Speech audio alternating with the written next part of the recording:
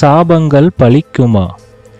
மண்ணை வாரி தூற்ற வேண்டாம், காரி உமிழ வேண்டாம், கடுஞ்சொற்களால் வசைபாட வேண்டாம். அநியாயத்தால் பாதிக்கப்பட்டு செய்வதறியாது இயலாமையுடன் நிற்கும் அப்பாவியின் ஒரு துளி கண்ணீர் அவருக்கு தீங்கிழைத்தவரின் பல வம்சங்களை நிர்மூலமாக்கிவிடும். என்னுடைய சொந்த அனுபவங்களை கூறுகிறேன். சம்பவம் 1. ஒரு அரசு உயரதிகாரி தான் வாடகைக்கு இருந்த வீட்டை ஒரு வழக்குரைஞரின் துணை கொண்டு குறைந்த விலைக்கு மிரட்டி வாங்கி கொண்டார். வீட்டை இழந்தவர் பைத்தியம் பிடித்ததைப் போல அலைந்தார்.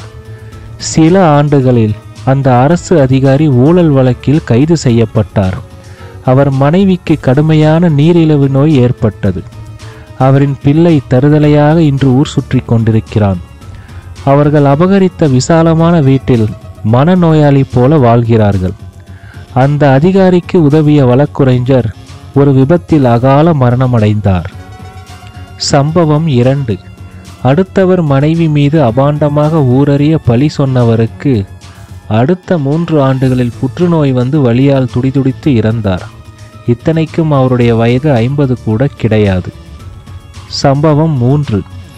அடுத்தவரின் பணத்தை வாங்கி கொண்டு அதை தராமல் ஏமாற்றினார் ஒருவர்.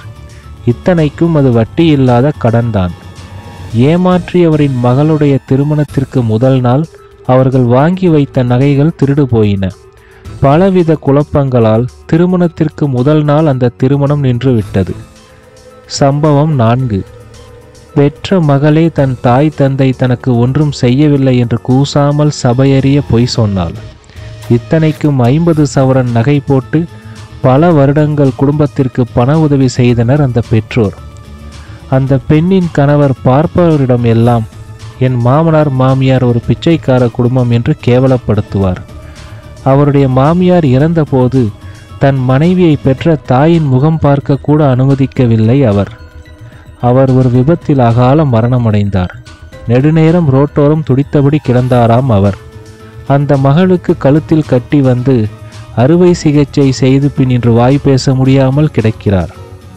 பொதுவாக நல்ல குணமுடைய மனைவியை பொது வெளியில் அவமானப்படுத்தும் பல கணவர்கள் அவர்களுடைய அந்திம காலத்தில் புற்றுநோய் வந்து படாத பாடுபட்டுத்தான் இறக்கிறார்கள். அட்டாவதானி என்றொரு சந்நியாசி ஒரு முறை கூறினார், நம் பாவங்கள் கரைவது பாதிக்கப்பட்டவர்களின் மன்னிப்பினால் மட்டுமே, பரிகாரங்களால் அல்ல என்று.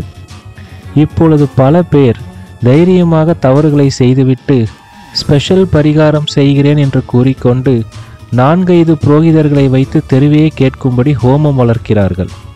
கொஞ்சம் நன்றாக சிந்தியுங்கள். தேவலோகத்து மலரான பாரிஜாதத்தை கொண்டு அலங்கரித்து பல கோடி ரூபாய் மதிப்புள்ள வைரங்கள் பொருந்திய தங்கத்தட்டில் வைத்து கொடுத்தாலும் மனித மலத்தை ஒருவரால் முகம் சுளிக்காமல் உண்ண முடியுமா? அறிந்தே தவறு செய்துவிட்டு அதற்கு லட்சமாய் செலவு செய்து பரிகாரங்கள் செய்பவரின் செயலும் அதே போன்றுதான்.